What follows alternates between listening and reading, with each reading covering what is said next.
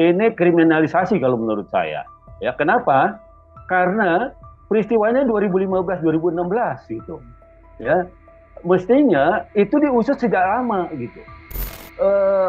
Sampai sekarang belum belum ketemu katanya aliran dana ke Tom Lembong. Nah, ini kan bahaya kalau menurut saya seperti ini menetapkan atas dasar kebijakan gitu. Kekeliruan kebijakan itu bukan bukan pidana, bukan kriminal. Kalau dasarnya cuma kebijakan memberikan izin impor gula itu yang dijadikan dasar ya, itu keliru. Jadi sepanjang itu tidak ada, menurut saya ini politisasi. Ya, ini menurut saya mestinya sejak 2015 2016 kalau memang mau dipersoalkan kebijakan itu.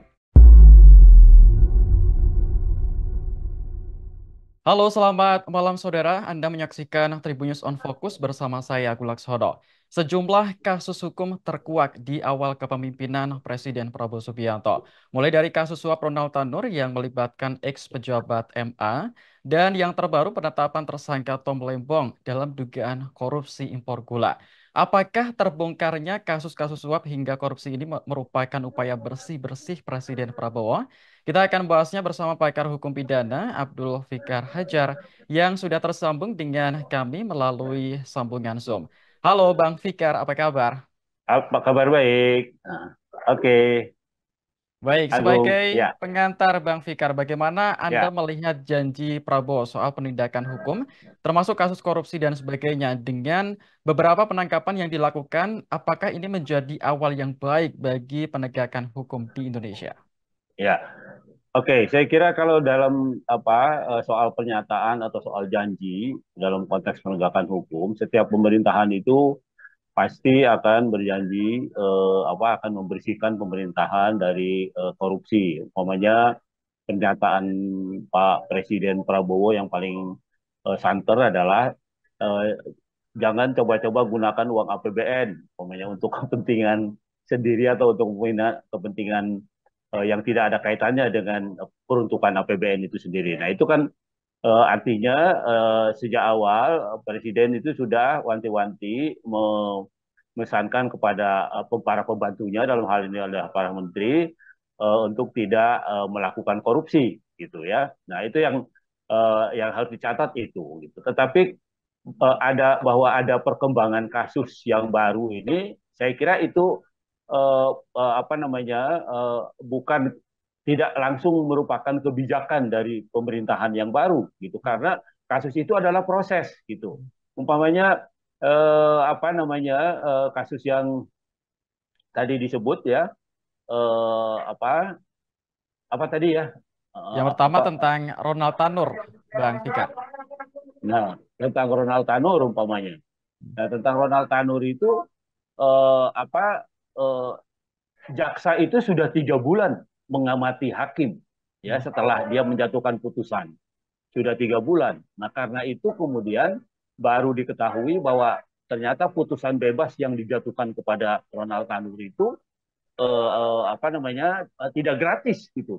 Tidak ada sesuatu yang diberikan kepada hakim itu. Nah, karena itu kemudian setelah jaksa yakin bahwa memang ada bukti-buktinya, kemudian di OTT. Nah, di OTT dan apa ternyata diketahui gitu ya. Betul ada kalau di jumlah-jumlah itu kalau nggak salah pemberitaan terakhir itu hampir 20 miliar ya. Ya, bahkan ada bungkusan yang 5 miliar itu untuk diberikan pada majelis kasasi gitu. Nah, dari rumah tiga atau tempat kediaman tiga hakim itu. Nah, belum lagi kemudian ketika kejaksaan mengembangkan siapa sebenarnya yang menghubungkan antara pihak Ronald Tanur dengan hakim ini. Nah, ada yang kemudian sebut yaitu pensiunan atau bekas pegawai Mahkamah Agung, yaitu Jarob Jarob Richard atau siapa gitu atau JR gitu ya. Dan ini lebih spektakuler.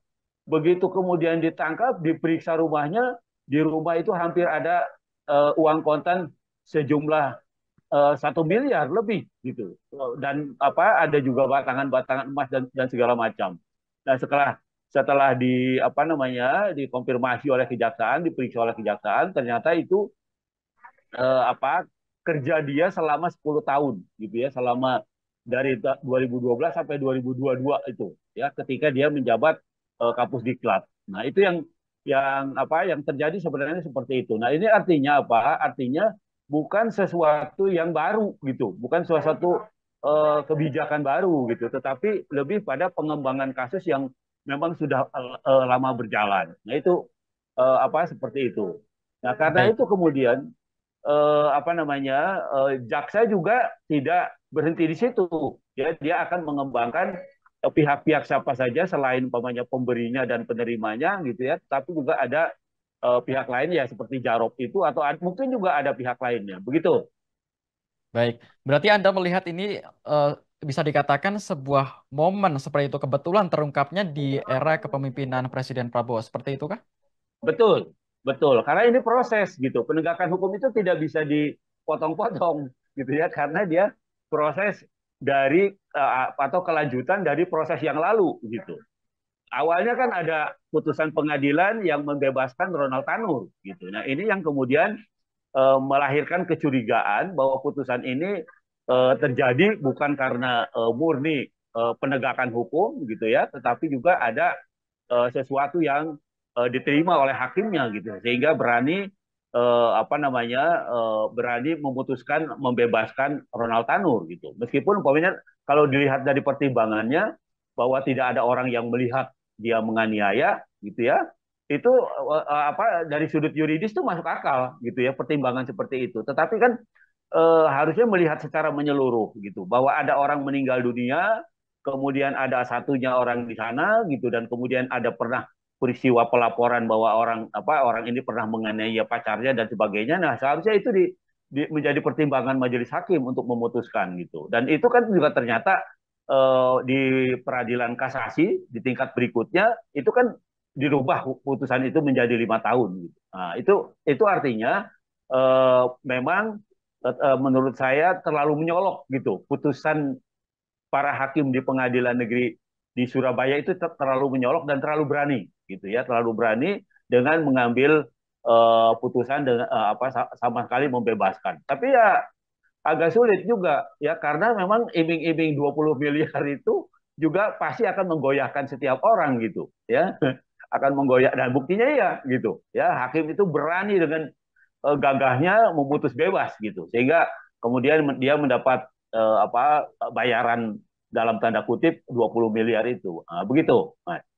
Baik. Lalu kita beralih ke kasus yang lagi hangat ini Bang Fikar, yaitu adalah Ya, tertangkapnya Tom Lembong seperti itu. Ini banyak tuduhan liar di luar sana yang menyatakan bahwa ini penangkapannya syarat akan unsur politis seperti itu. Sebagai sosok oposisi, penangkapan Tom Lembong ini yang baru sekarang itu dianggap janggal secara prosedur. Normalkah kemudian kasus lama yang kemudian baru terungkap ini dan baru ditangkap kemarin? Ini menurut Anda seperti apa?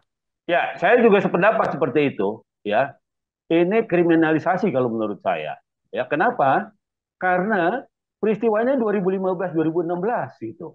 Ya, mestinya itu diusut sejak lama gitu. Itu satu. Yang kedua, yang diusut kan kebijakan sebenarnya. Hmm. Ya, kebijakan itu tidak bisa dikriminalisasi, kebijakan itu tidak bisa dipidanakan. Itu adalah kewenangannya pejabat publik. Kalau kebijakan dipidanakan, ini bahaya ke depannya. Tidak ada orang yang berani menjadi pejabat publik. Karena kalau kebijakan menjadi dasar pemidanaan, semua pejabat publik yang keliru, yang salah itu bisa dipidana semua. Kecuali, nah ada kecualinya. Dengan kebijakan itu dia menerima gratifikasi atau dia menerima suap. Nah, kecuali bisa dibuktikan itu. Tapi info terakhir saya nonton TV tadi ya, sampai sekarang belum belum ketemu katanya aliran dana ke Tom Lembong. Nah, ini kan bahaya kalau menurut saya seperti ini, menetapkan atas dasar kebijakan gitu. Kekeliruan kebijakan itu bukan bukan pidana, bukan kriminal gitu. Nah, kecuali itu tadi saya bilang, ketika kebijakan ada suapnya, ada gratifikasinya, nah itu baru bisa dipidanakan. Artinya penyalahgunaan kewenangan gitu. Ya, atau korupsi kalau pegawai negeri. Nah, seperti itu. Nah, ini ini murni kebijakan gitu. Menurut saya keputusan seperti ini bahaya gitu. Ya, kedepannya untuk masa depan pejabat publik kita berbahaya. Begitu, Mas. Baik, berarti Anda menyimpulkan ini ada yang salah dari Kejaksaan Agung seperti itu kah? Iya, kalau saya menyimpulkan seperti itu. Kalau dasarnya cuma kebijakan memberikan izin impor gula itu yang dijadikan apa namanya dasar, ya itu keliru begitu. Karena itu kewenangannya, itu masih dalam konteks kewenangannya. Nggak bisa umpamanya membanding-bandingkan ini sedang surplus ini apa segala macam. Itu kan tafsiran. Itu bukan bukan ini, itu tafsiran gitu. Tafsiran setiap orang bisa menafsir gitu, termasuk jaksa gitu. Nah, karena itu saya bilang ini sembarangan kalau menurut saya. Ya, mestinya dibatasi. Kalau dia bisa dapat bukti bahwa Tom Lembong menerima sekian ratus miliar umpamanya atau sekian ratus juta umpamanya dari orang yang diberikan izin itu, nah itu boleh, itu ada alasannya gitu. Tapi itu tadi yang saya bilang, sampai hari ini kejaksaan, sampai detik ini kejaksaan belum bisa apa namanya membuktikan bahwa ada aliran dana yang masuk ke Tom Lembong. Nah ini kan bahaya kalau menurut saya kebijakan seperti ini. Begitu. Oke. Oke, jadi Anda menyimpulkan bahwa ada kesalahan di Kejaksaan Agung. Lalu soal jangka waktu ini Bang Fikar, ini kan kasusnya sudah tahun 2015, 2016 dan sekarang sudah 2024 seperti itu. Sebenarnya untuk Nah, jangka waktu sekian lama ini apakah normalkah untuk suatu pengungkapan kasus? Kita bicara kasus umum saja. ya menurut saya tidak normal, gitu ya. Menurut saya tidak normal. Kenapa? Karena yang itu tadi saya bilang, yang didasarkan alat buktinya adalah kebijakannya gitu. Kebijakan itu ada sejak tahun 2015, 2016. Kalau itu memang salah atau menjadi dasar untuk mempidanakan atau mengkriminalkan, itu bisa langsung sebenarnya. Tidak harus nunggu 5-6 tahun atau 7 tahun gitu. Ya. Nah, itu yang menurut saya keliru. Walaupun kejaksaan bilang ini tidak politisasi atau apa, nah saya bilang, nah ini yang menurut saya apa melihat persoalan tidak secara menyeluruh gitu.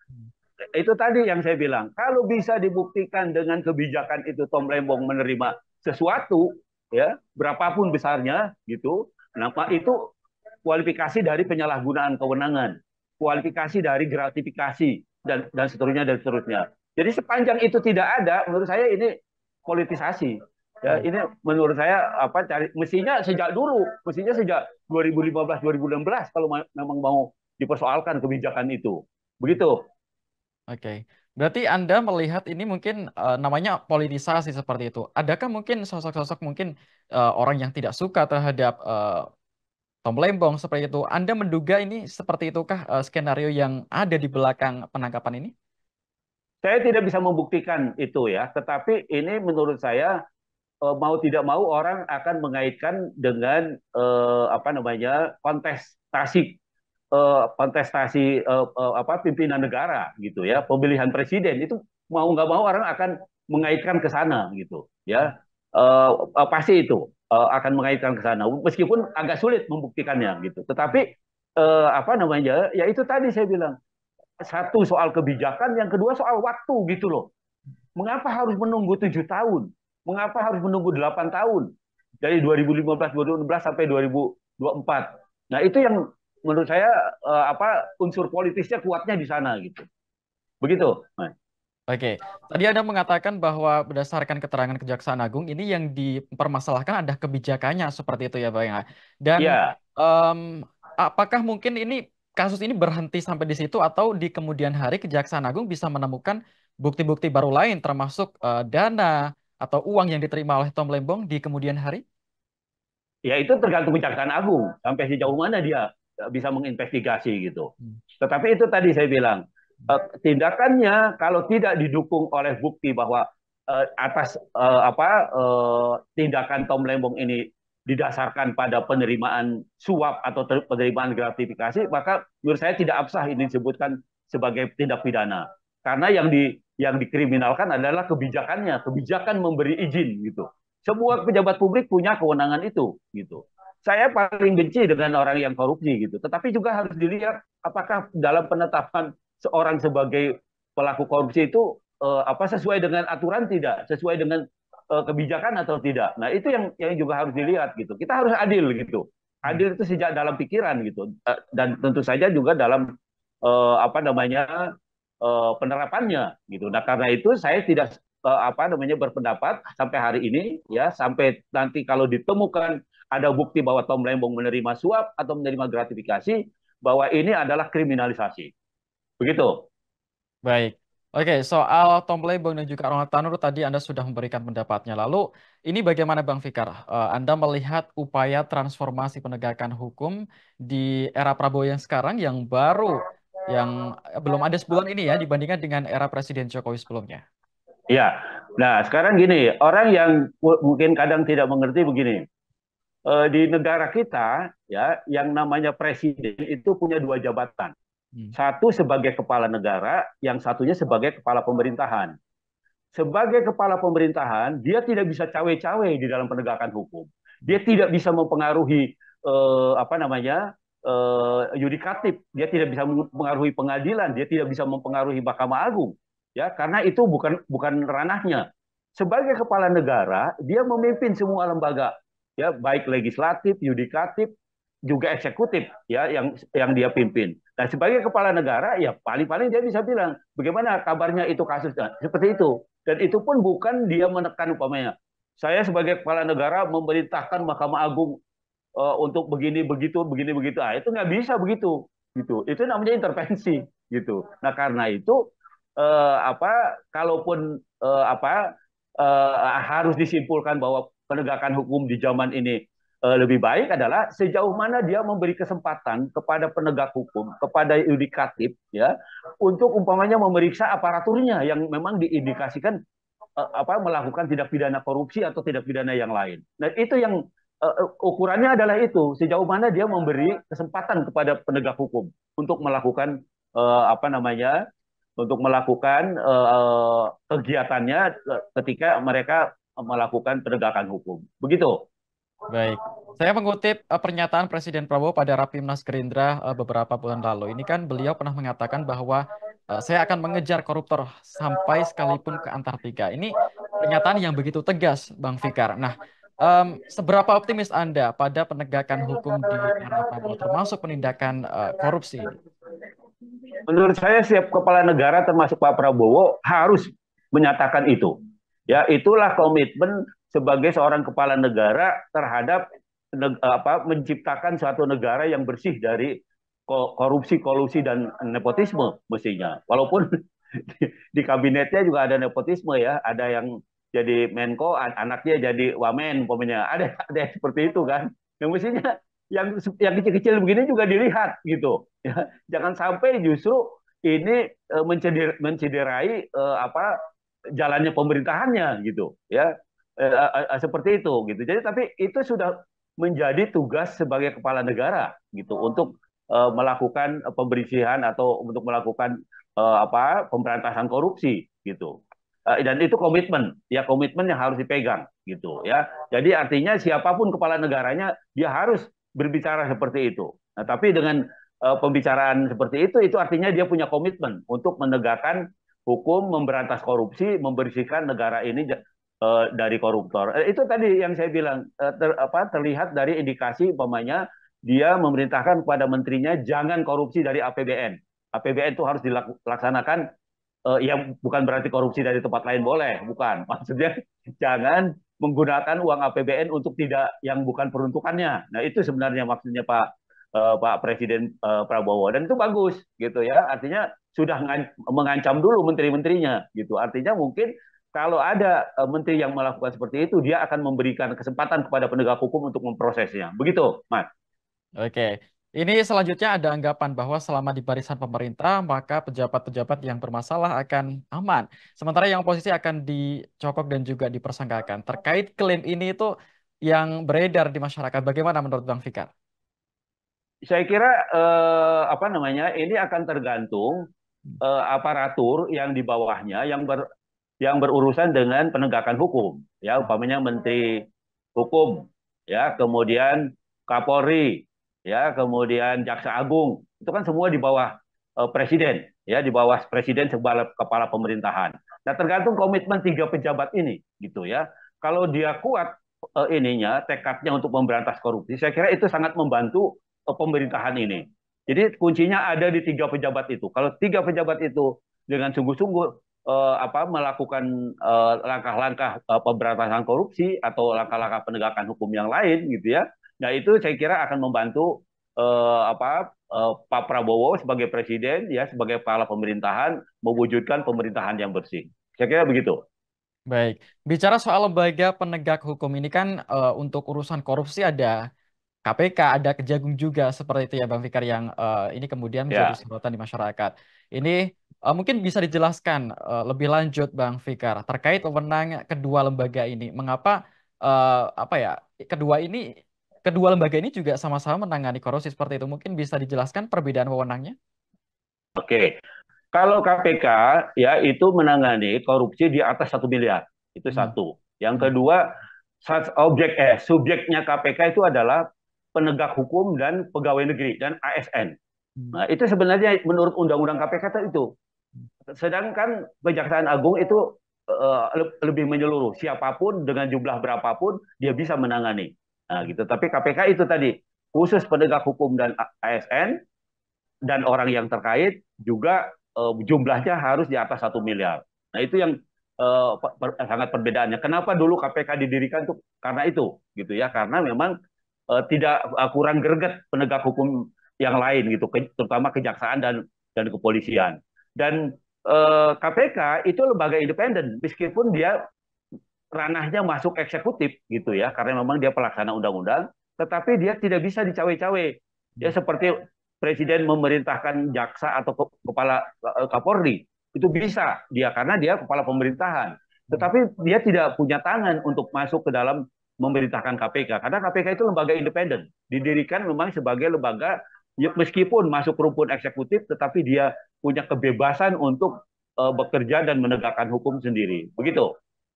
Baik, berarti apakah tidak menutup kemungkinan ini KPK dan juga Kejagung mungkin berjalan beriringan seperti itu, Bang. Kadang beberapa kasus korupsi ini kan juga aliran dananya kan kemana-mana seperti itu. Kadang ada yang bersangkutan A dan B seperti itu. Apakah kedua lembaga ini bisa beriringan atau memang terpisah secara masing-masing seperti itu? Seharusnya beriringan ya karena sampai sekarang KPK itu belum bisa merekrut penyidik ya yang belum bisa merekrut penyidik secara keseluruhan sehingga masih dibantu kepolisian, aparaturnya masih polisi-polisi juga, demikian juga penuntut umumnya belum bisa melahirkan jaksa penuntut umum secara mandiri. Dia juga masih tergantung bantuan jaksa-jaksa penuntut umum dari kejaksaan. Nah, karena itu tidak mustahil untuk bersinergi menangani satu kasus dan satu peristiwa hukum yang memang harus ditangani bersama-sama. Nah, jadi sampai hari ini ya KPK itu meskipun kita bilang mandiri, isinya itu masih jaksa dan polisi, Hmm. ya.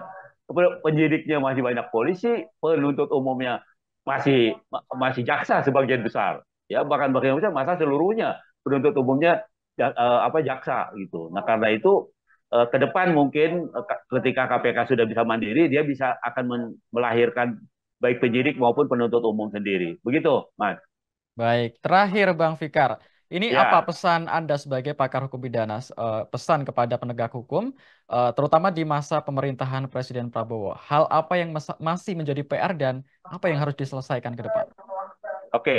Menurut saya dengan sikap pemerintahan pada saat sekarang ini dengan dua peristiwa kasus yang sekarang ada gitu ya, saya kira pemerintahan Pak Prabowo sudah memberikan keleluasaan untuk penegak hukum melakukan tugas dan kewenangannya gitu ya. Nah, PR yang paling berat adalah memberantas korupsi. Korupsi itu beriringan dengan kekuasaan. Power tend to corrupt gitu ya. Di mana ada kekuasaan di situ ada korupsi. Nah, karena itu tidak mustahil ya umpamanya di birokrasi kejaksaan pun ada korupsi umpamanya gitu ya misalnya ya atau di birokrasi kepolisian juga mungkin ada korupsi umpamanya seperti itu kan. Nah, itu yang menurut saya harus dibenahi lebih dahulu. Jadi kalau aparaturnya bersih, maka mudah-mudahan atau insya Allah semua aparatur negara ya yang melaksanakan tugasnya itu akan bisa dibersihkan. Saya kira itu yang penting. Baik, terima kasih. Kita berdoa bersama ya Bang Fikar, semoga penegakan Oke, hukum di era kepemimpinan Presiden Prabowo ini juga nantinya bisa adil dan juga bisa sesuai harapan kita masyarakat Indonesia untuk memberantas korupsi seperti itu. Terima kasih. oke. Baik, Tribuners, itu tadi bincang-bincang soal penegakan hukum di era kepemimpinan Presiden Prabowo yang menyoroti di mana ada dua kasus besar yang baru-baru ini terungkap dan menjadi perbincangan masyarakat. Apa yang kita lihat ini merupakan banyak yang mengira ini merupakan bentuk bersih-bersih di kabinet atau di pemerintahan Presiden Prabowo. Jadi untuk Anda ini juga tentunya menjadi perhatian banyak masyarakat soal isu mengenai pemerintahan dan juga penegakan hukum di Indonesia. Jangan lupa untuk terus saksikan program On Focus tiap hari pukul 10 di kanal YouTube Tribunnews. Saya Agung Laksono, mewakili kerabat kerja Mutugas pamit undur diri. Terima kasih dan sampai jumpa. Download Tribun X sekarang. Menghadirkan lokal menjadi Indonesia.